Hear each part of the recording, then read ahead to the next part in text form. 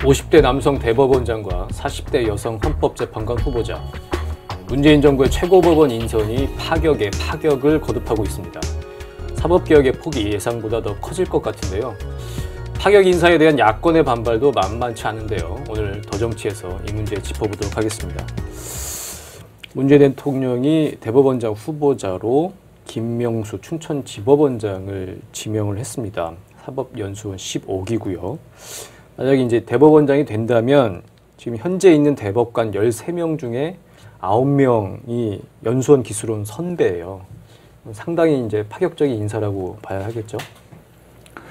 네, 13명 대법관 중에, 그러니까 대법원장이 있고 13명 대법관 중에 말씀하신 대로 박보영, 김소영, 박정화, 김재형 이렇게 4명의 대법관만 김명수 이제 후보자보다 기수가 아래 기수, 네. 말씀하신 대로 9명이 선배고, 대체로 이제 법 쪽에, 그러니까 판사 또 이 검찰 이쪽 조직에서는 굉장히 기수, 서열 이런 게 굉장히 중요한 문화로 이렇게 자리 잡고 있는데 굉장히 파격이었죠.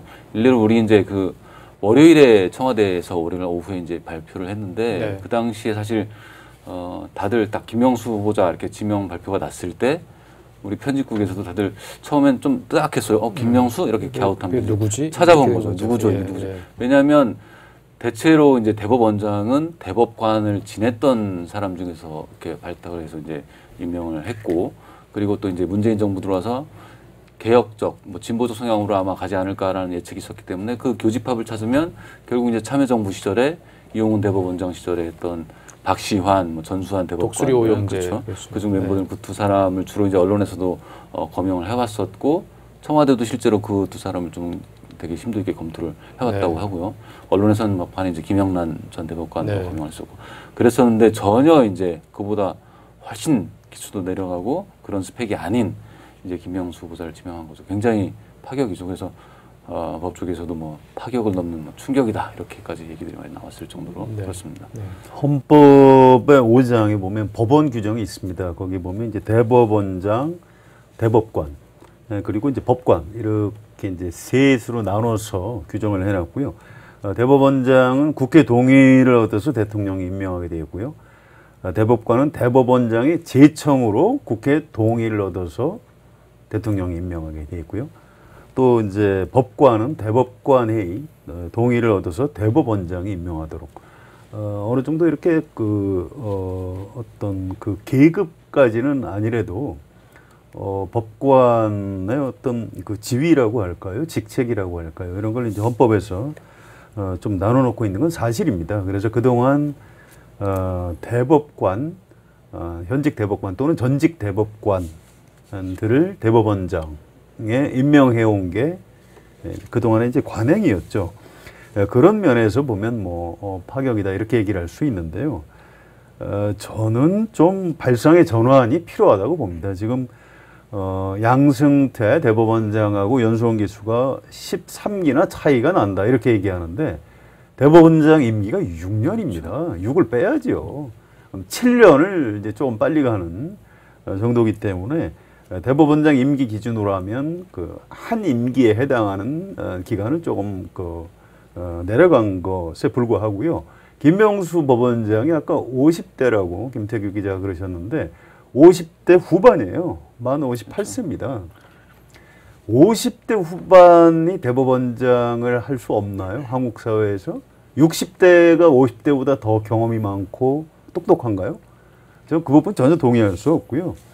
또 30년 법관을 해서 법원장까지 올라갔기 때문에 여러 가지 이제 대법원장으로서 대법관 경험이 없다는 걸 빼놓고는 조직관리라든가 법원 행정 차원에서 여러 가지 자격이 좀 충분하다. 저는 그렇게 얘기하고 싶습니다.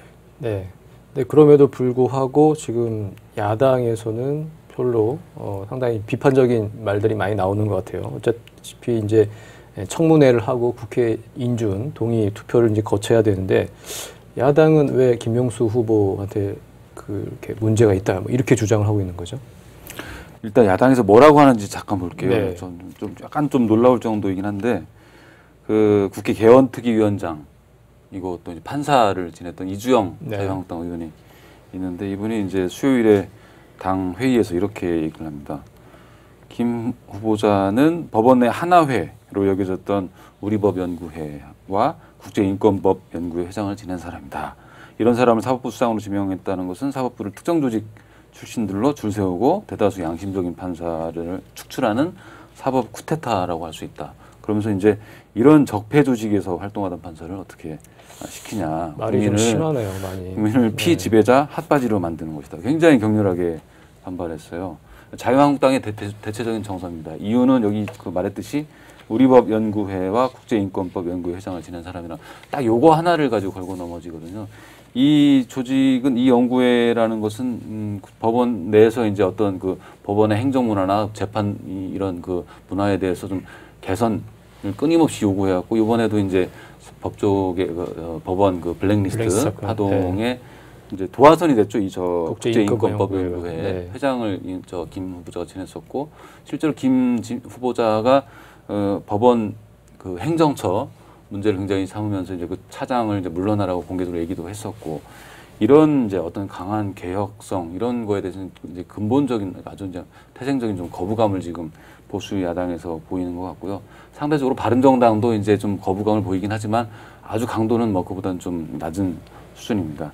일단은 그분의 이제 개혁성이 굉장히 좀 두려운 것 같고 또 하나는 뭐 아까 말씀하셨듯이 그런 위기에 또 대법원장이 지닌 그 강한 그 인사권 또 전반적으로 대법관 전체를 다 13명을 다 제청할 수 있고 이런 권한이 있기 때문에 그게 이제 앞으로 가져올 파장에 대해서 미리 이제 선제적으로 굉장히 그 방어막을 치는 이런 성격이 좀 강하다고 보여집니다. 네. 그 김명수 후보자가 그동안 어떤 판결을 했는지에 대해서는 야당이 얘기를 못하고 있습니다. 그럴 만한 이유가 있는데요. 제가 김명수 후보자 그동안의 판결을 쭉 추적해온 변호사들한테 좀 얘기를 들어봤어요. 그랬더니 이분이 우리법 연구회 출신이긴 하지만 사실 판결 내용은 좀 보수적 성향이라고 합니다. 그래서 아마 그걸 따지고 들어가면 반대하는 사람들이 좀 머쓱해질 것이다.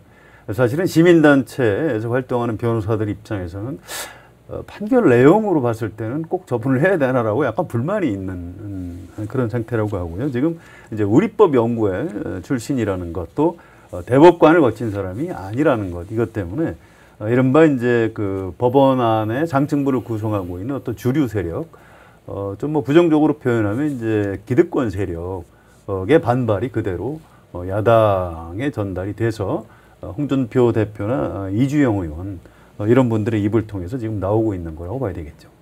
그 박근혜 정부에서 그 전교조를 법의 노조로 지정을 했는데 그게 잘못됐다. 혈육 중단 그 결정을 했고 또 그것도 있었죠. 그 춘천 그 지법원장으로서 선관위원장을 하면서 김진태 그렇죠. 염동열 의원을 검찰이 무혐의 처분을 했는데 재정 신청을 이제 해서 맞습니다. 직권으로 이제 기소를 한 뭐 이제 그런 이제 너무나 상식적이고 당연한 결정 아닌가요? 근데 그걸 가지고 좌편향이라고 얘기하는 사람들은 자기들이 오른쪽 끝에 서 있기 때문에 정상적인 걸 다 좌편향이라고 이제 이렇게 설명을 하고 있는 거죠. 그건 좀 법률 전문가들도 좀 말이 안 되는 그런 지적이다 이렇게 얘기하고 있습니다. 네, 그렇습니다.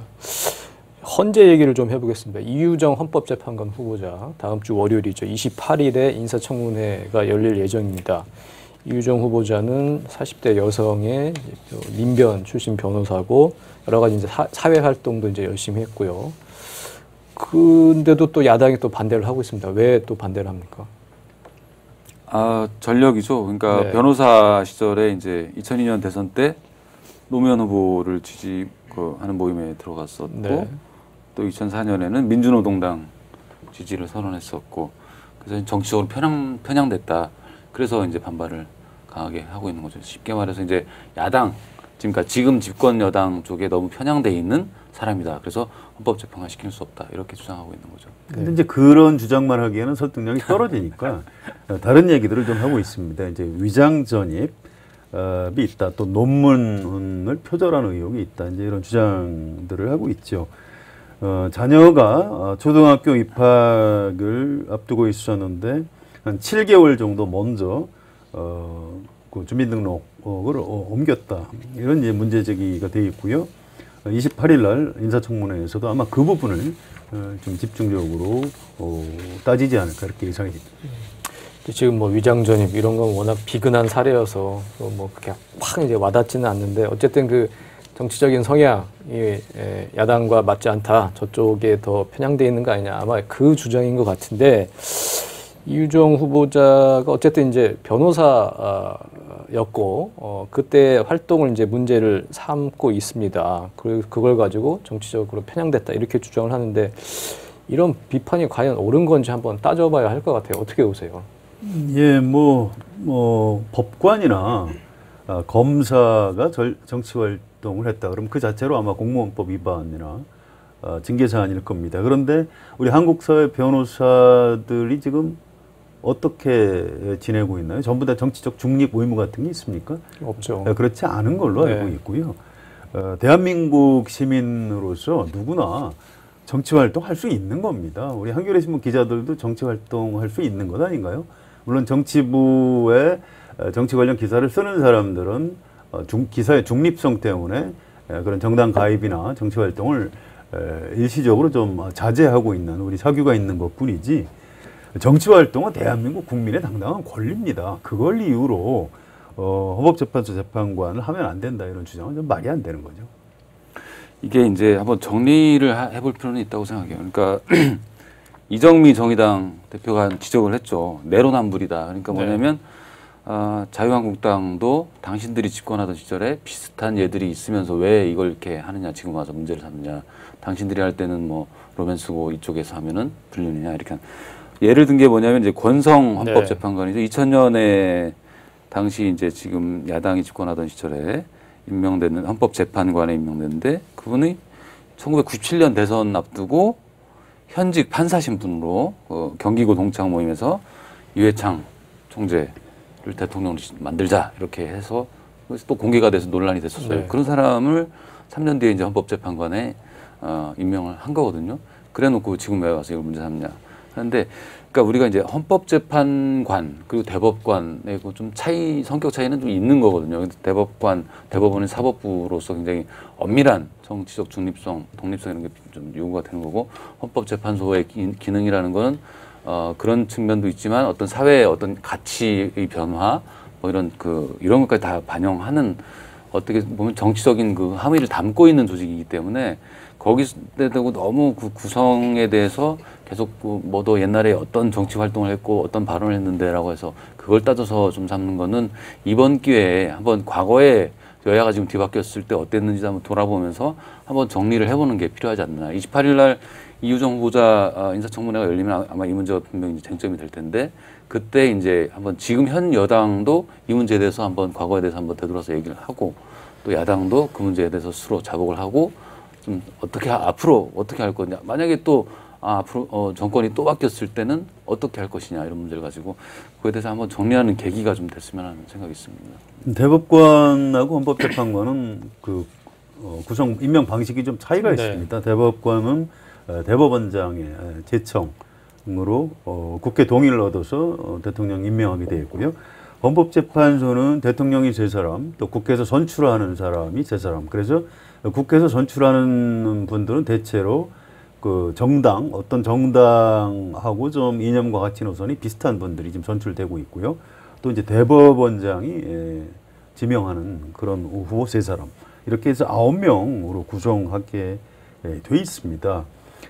또 대법관의 경우에는 대부분 현직 법관들이 대법관이 될 가능성이 높기 때문에 정치적인 중립성 부분에 대해서 그동안 별로 논란이 되지 않았는데 헌법재판소 재판관은 사실은 1987년 개헌된 헌법에서 처음에 헌법재판소가 구성됐을 때부터 매우 좀 진보적인 성향의 헌법재판관이 그 안에서 임명이 돼서 정상적으로 활동을 했고요.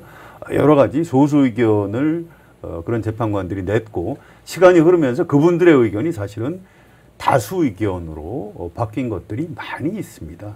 그러므로 이런 어떤 가치관의 문제 또 정책 노선의 방향에 관한 문제 이런 걸 가지고 이 헌법재판관의 자격이 있다 없다 이렇게 얘기하는 거는 좀 말이 되지 않는다고 생각합니다. 네, 그러니까 333 규정 자체가 어떤 다양한 가치관과 철학을 헌재 결정에 녹여내기 위한 그 정치적 구성을 처음에 이제 합의를 한 거죠. 이 정치적이라는 표현 자체가 우리가 부정적으로 이제 인식이 되니까 뭐 이상한 것 같은데 그게 아니라 정말로 다양한 정파나 어떤 권력기관 또는 다양한 사람들의 다양한 생각들을 담아내기 위해서 최고 법원에서 그렇게 이제 구성 방식 자체가 그렇게 이제 작동이 되고 있는 건데,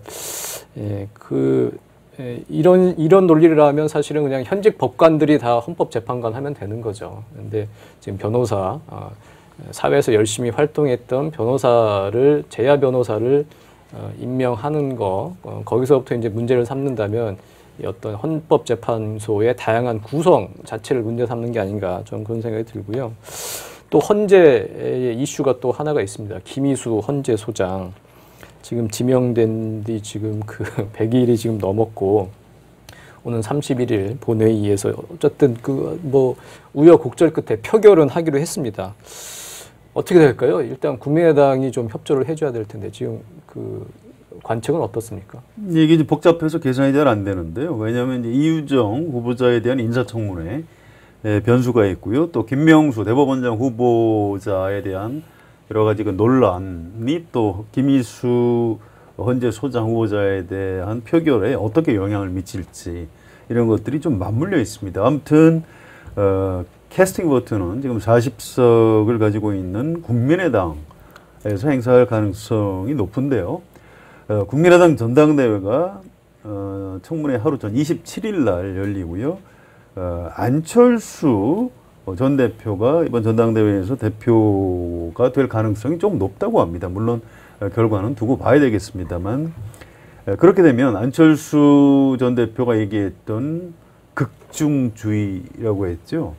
그게 과연 이런 그 어떤 사법부의 어떤 정치적 편향성 논란과 관련해서 어떻게 표출이 될지, 이런 것들이 이제 굉장히 중요한 시험대가 될 것으로 보이는데, 저는 사실은 잘 예측이 되지 않습니다. 극중주의가 뭔지 저는 아직도 잘 이해가 되지를 않는 상황이기 때문에 안철수 전 대표 또 국민의당 의원들이 이 문제를 가지고 이제 앞으로 어떻게 국회에서 의견을 낼지 좀 봐야 될 것 같습니다. 이게 지금 공교롭게 김희수 헌법재판소장 후보자가 지금 표류된 게 석 달이거든요. 네. 인사청문회를 국회에서 마치고서 또 계속 이제 표결을 못하고 있는데, 그게 밀리다 보니까 김희수, 김명수, 이유정 세 그 사법 권력의 이제 그 핵심 포스트가 지금 딱 몰려 있는 상황인데, 사실은 이유정 헌법재판관은 국회에서 꼭 그 찬성 투표를 해줘야지 되는 게 아니기 때문에 네. 문재인 대통령이 그냥 뭐 국회의 뭐 진행 절차 무관하게 할 수 있죠, 임명을. 그러면 국회가 그 키를 쥐고 있는 건 결국 이제 김명수, 김희수 두 사람인데, 네. 국민의당도 말씀하신 대로 캐스팅 보터인데, 이걸 세 사람을 다 그럼 협조를 해줄 것이냐, 아닐 것이냐, 굉장히 고민을 할 것 같아요. 당장에 김희수 소장 후보자 놓고서는 안에서도 굉장히 혼재돼 있다고 합니다. 그러니까 김희수 후보자가 호남 그래도 출신인데 우리가 계속 이렇게 뭉개면서 비협조로 갈 수 있겠느냐라는 의견이 있는가 하면, 어차피 김희수 후보자는 내년 9월 임기가 금방 끝나고 1년밖에 안 남았고 헌법재판소는 대행체제로 가도 되기 때문에 이번에 그 문제 삼아서 뭐 이렇게 협조를 하든 뭐 부결시키든 이런 게 아니라 좀 그냥 좀 있어보자라는 좀 의견도 있어서, 말씀하신 대로 어떤 지도부가 어떻게 꾸려지느냐 그 뒤에 좀 전 정무적인 판단을 하지 않을까 이렇게 보여집니다. 네. 추미애 대표가 또 저 한명숙 전 총리 만기 출소 전날에 또 이런 얘기를 했어요. 그 재판도 기소도 잘못됐다. 또 이러다 보니까 이 발언이 사법부를 무시하고 대법원의 판결을 부정하는 거 아니냐. 그리고 문재인 대통령이 김명수 후보자를 지명을 해서 그런 식으로 자기네 쪽의 생각과 비슷하게 대법원을 구성하는 거 아니냐. 지금 또 이런 논리로까지 지금 비약이 되고 있는 상황이에요. 이것도 참 좋지 않은 요인이죠. 예, 추미애 대표가 좀 전 발언을 잘못했다고 생각하고요. 지금 야당 대표가 아닙니다. 집권 여당 대표고, 사법부의 재판 결과에 대해서 뒤늦게 뭐 잘됐다 잘못됐다 얘기하는 건 옳지 않고요. 또 대변인이 뭐 심지어 적폐 뭐 이런 단어를 네. 썼는데, 이거는 이제 아주 잘못된 거라고 생각을 합니다. 의정부 교도소죠. 그 앞에 출소할 때 갔던 어떤 국회의원이 다녀와서 잠깐 제가 봤는데요. 그 새벽에 가서 이렇게 모인 순간 좀 아차하는 생각이 들었답니다. 이게 사람이 왜 이렇게 많이 나왔지? 사실은 자기는 이제 만기 출소를 했고 연세도 많은데 고생하셨다 해서 이제 위로차 갔는데 가서 보니까 이제 분위기가 그렇게 형성이 안 돼 있고, 야, 이 국민들이 어떻게 볼지 참 걱정이 된다 했는데, 뭐 역시 그 국민들이 굉장히 좀 좋지 않은 시선으로 바라보고 있는 것 같고요. 이런 것들이 다 지금 쟁점이 되고 있는 사법부를 어떻게 개혁할 것인가 이런 데도 좀 부정적인 영향을 미칠 가능성이 있는 것 같습니다. 지금 어쨌든 야당에서는 대법원장, 헌재 소장, 또 헌법재판관, 최고법원을 구성하는 중요한 법관들 인사에 대해서 강하게 이제 반발을 하고 있습니다. 다 이렇게 뭉뚱그려 생각을 해보면 야당은 도대체 왜 그러는 걸까요? 시대가 9년 만에 바뀌는 걸 이제 네. 절감을 막 해오고 있는 거죠. 아까 얘기했다시피 대법원장, 특히 대법원장 같은 경우는 굉장히 광범위한 인사권을 가지고 사법부 전체를 조직과 문화 또 재판 내용 이런 걸 다 바꿀 수 있기 때문에 굉장히 좀 그 저항감이 생길 거고, 특히 이제 보수 정당 입장에서는 어떤 판결의 내용이라는 것이 앞으로 어떻게 되느냐, 특히 이제 최고심인 대법원에서의 어떤 판결, 이게 그러니까 그 어떤 지향하는 가치에 대한 문제이기도 하기 때문에 보수 정당이 지지해온 어떤 예를 들면 노동 문제랄지 소수자 문제랄지 뭐 환경이랄지 경제 문제랄지 이런 거에서 굉장히 노선을 아예 메인스트림을 확 바꾸는 향후 이제 5년이든 또 정권이 이어지면 또 10년 될 수도 있고 이런 게 올 수 있다고 보기 때문에 굉장히 좀 큰 도전으로 바라볼 수밖에 없겠죠. 그렇기도 하고 또 하나의 측면은 현재 이제 야권이 워낙에 지금 그 지리멸렬한 상황인데 자꾸 그 문재인 정부의 어떤 지금 개혁 드라이브 이런 거에 대해서 다른 야당들이 손을 잡아서 공조를 해야 되는데 그거에 어떤 매개를 자꾸 삼으려는 한 요인도 있다고 봐요. 그래서 그 실제로 보수 정당 사람들 얘기 들어보면 국민의당하고 좀 손잡아가지고 이걸 좀 태클을 걸어보고 싶은데 자꾸 국민의당이 자꾸 이탈한다, 답답하다 이런 얘기도 있을 정도로 어떤 그런 정치적인 좀 측면도 좀 있다고 보여집니다. 네. 저는 이제 이런 얘기를 좀 하고 싶은데요. 문재인 대통령이 이제 촛불 정신 얘기를 자꾸 하면서요. 완전히 새로운 대한민국을 만들어 보겠다. 이제 이런 얘기들을 국민들한테 많이 했고, 국민들이 이제 아직 문재인 대통령의 그런 발언을 굉장히 지지하고 있는 걸로 봐야 됩니다. 그런데 법치국가에서 새로운 대한민국을 만들려면 사법부를 바꿔야 되는 겁니다. 이 발상의 전환을 할 필요가 있어요. 지금 약간 보수 성향의 언론이나 이제 야당에서는 이 특정 좌편향 법조인들로 뭐 사법부하고 헌법재판소를 뭐 장악하려고 하는 거 아니냐 이렇게 주장하고 있는데 반대입니다. 지금까지 어떤 기득권 세력과 너무 보수적인 사람 일색으로 짜인 대법원과 헌법재판소를 좀 이렇게 정상적으로 균형을 맞춰서 바꾸기 위해서는 최소한의 개혁을 해야 되고요. 네. 지금 그 과정에 있는 겁니다. 그래서 이제 김명수 후보자 같은 분이 대법원장이 돼야 하는 거고요. 그분의 제청으로 이제 그 대법관들이 좀 다양화되는 그런 사법부 개혁을 이제 겨우 시작할 수 있는 단계에 지금 우리가 서 있는 겁니다. 그런데 이제 거기서부터 한국 사회의 어떤 주류, 약간 이제 기득권 세력적 이익을 대변할 수밖에 없는 자유한국당 이쪽에서는 처음부터 이제 막아야 되는 거죠. 이제 그런 것들이 이제 배경에 깔려 있다고 봐야 되고요. 저는 사실은 지금도 좀 한국 사회에서 좀 돈 많고 이런 분들의 자제분들이 이제 로스쿨에 아무래도 이제 많이 가고요. 또 어떤 그 법조인들을 주로 그분들이 이제 충원을 하고 있습니다. 이런 그 양극화가 점점 심해지는 굉장히 좀 어떤 위기 상황, 어떤 신분 상승의 계단이 다 무너져 가고 있는 이런 상황에서 이 사법부의 그 최소한의 어떤 개혁을 위한 단초 마련을 위해서 최근 문재인 대통령이 시도하고 있는 어떤 대법원장 후보자에 대한 어떤 개혁적 지명 이런 것들은 좀 반드시 좀 관철이 됐으면 좋겠습니다. 네. 그 법조 기득권 세력의 충격, 뭐 반발, 뭐 이런 게 의회를 통해서도 표출되고 있는 거 아닌가 싶은데요. 그 입법 행정부와 달리 사법부는 선출되지 않은 권력입니다. 단순히 공부 잘하고 머리 좋다는 이유로 막강한 사법권을 행사한다면 정말 위험한 일이 되겠죠. 과거 정권의 신여 노릇을 한 오역의 역사는 그 생각 없는 재판 기술자들에 의해 쓰여진 것이기도 했습니다. 그러나 소수자, 약자 보호와 공정한 재판을 위해 법정에서 치열하게 고민했던 이분들 어떻습니까? 개혁적이고 합리적인 소신을 갖춘 걸 야당이 정치적이다, 편향적이다 이렇게 호도하고 왜곡하는 건 촛불 시민들을 우습게 보는 게 아닐까요? 더 정치 오늘은 여기까지입니다. 감사합니다.